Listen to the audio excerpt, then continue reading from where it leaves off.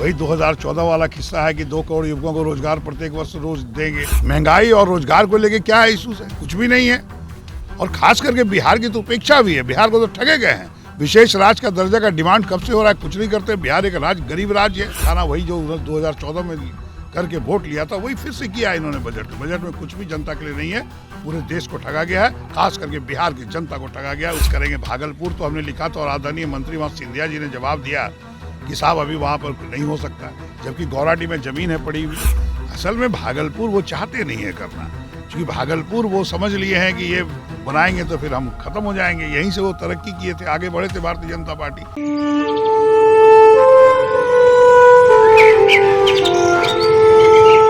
देश में 50 नए एयरपोर्ट बनाए जाएंगे। खास बात यह है कि नए एयरपोर्ट की सूची में भागलपुर का नाम शामिल है। बताएं आपको, केंद्रीय सरकार ने वर्ष का अंतिम बजट जारी कर दिया है, जिसके बाद बिहार की सियासत गरमाते नजर आ रही है। बिहार में सत्ता दल द्वारा विशेष राज्य दर्जा देने की मांग की जा रही है। बिहार कांग्रेस दल के नेता सह भागलपुर विधायक अजीत शर्मा ने बजट पर अपनी प्रतिक्रिया दी है। उन्होंने नए एयरपोर्ट बनाने की चर्चा पर भी बयान दिया है। क्या कुछ कहते नजर आ रहे हैं अजीत शर्मा, सुनाते हैं हम आपको। देश में 50 नए एयरपोर्ट बनाए जाएंगे। खास बात यह है कि नए एयरपोर्ट की सूची में भागलपुर का नाम शामिल है। बताएं आपको, केंद्रीय सरकार ने वर्ष का अंतिम बजट जारी कर दिया है, जिसके बाद बिहार की सियासत गरमाते नजर आ रही है। बिहार में सत्ता दल द्वारा विशेष राज्य दर्जा देने की मांग की जा रही है। बिहार कांग्रेस दल के नेता सह भागलपुर विधायक अजीत शर्मा ने बजट पर अपनी प्रतिक्रिया दी है। उन्होंने नए एयरपोर्ट बनाने की चर्चा पर भी बयान दिया है। क्या कुछ कहते नजर आ रहे हैं अजीत शर्मा, सुनाते हैं हम आपको। बजट पूरे देश की उपेक्षित रखा गया, बिना निराशाजनक है। वही 2014 वाला किस्सा है कि 2 करोड़ युवकों को रोजगार प्रत्येक वर्ष रोज देंगे।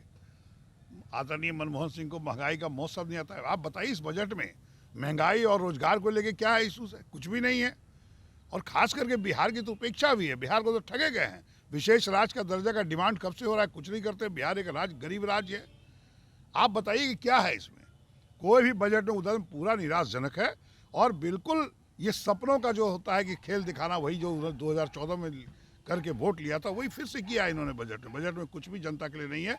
पूरे देश को ठगा गया है, खास करके बिहार की जनता को ठगा गया है, उपेक्षित किया गया है। इसके लिए जनता उनको कभी माफ़ नहीं करेगी। भैया आप तो वो तो सब्ज बाग दिखाने वाली बात है कि 50 करेंगे। भागलपुर तो हमने लिखा था और आदरणीय मंत्री वहाँ सिंधिया जी ने जवाब दिया कि साहब अभी वहाँ पर नहीं हो सकता, जबकि गौराटी में जमीन है पड़ी हुई। असल में भागलपुर वो चाहते नहीं है करना, क्योंकि भागलपुर वो समझ लिए हैं कि ये बनाएंगे तो फिर हम खत्म हो जाएंगे। यहीं से वो तरक्की किए थे, आगे बढ़े थे भारतीय जनता पार्टी। अब क्या उनके है कि 50 एयरपोर्ट कहाँ का बनाएंगे? बोलना और करने में फ़र्क है। मैं बता दूं, जितनी भी चीज़ वो बोलते हैं, अभी मेडिकल कॉलेज तो यहाँ भी नया बन रहा है। उन्होंने कहा कि मेडिकल कॉलेज इतने बनाए जाएंगे। अरे बनाए जाएंगे, आप 8 वर्ष से क्या क्या बनाए पहले इसका तो जिक्र करते। कोई भी बात नहीं की गई। पूरी बिहार को उपेक्षा की गई। पूरे देश की जनता को ठगाव महसूस कर रहा है। कोई बजट में किसी गरीब लोगों के लिए कुछ भी नहीं है, अमीरों के लिए भी कुछ नहीं है।